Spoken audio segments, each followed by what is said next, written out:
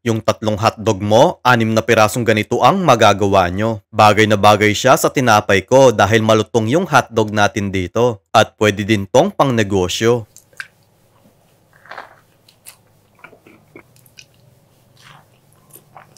Gagamit tayo ng 3 pirasong chicken hotdog. Bale, 6 na pirasong hotdog sandwich ang magagawa natin dito. Next, tuhugin na natin. Hiwain natin ng medyo paislan para mapahaba natin to. Kasi papapasukin natin yung breadcrumbs sa pagitan nito.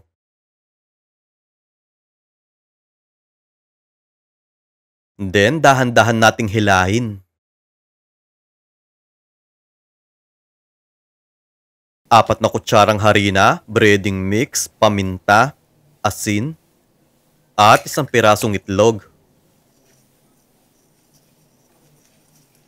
Magbuhos din tayo ng konting tubig.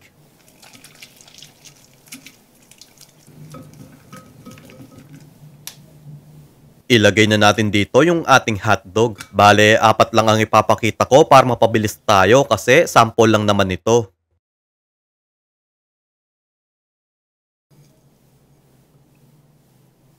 Tapos, balutan natin ng breadcrumbs. Kaya bagay na bagay siya sa tinapay ko kasi may pagka-crispy yung hotdog kapag kinagat mo.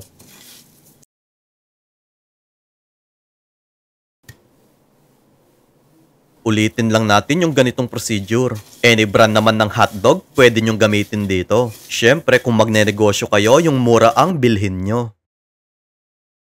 Next, magpainit na tayo ng mantika. Pirituhin natin to into low heat para hindi agad masunog yung breadcrumbs natin. Baligtarin natin para yung kabilang side maluto din.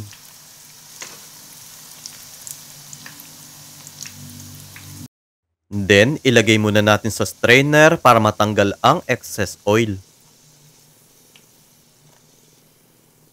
Yung mga non-stick pan, silicone utensils at yung chopping board na ginagamit ko, nasa comment section kung saan ko nabili ang mga ito. Gagamit tayo ng hotdog buns dito. Tapos, tanggalin na natin yung stick sa hotdog ko.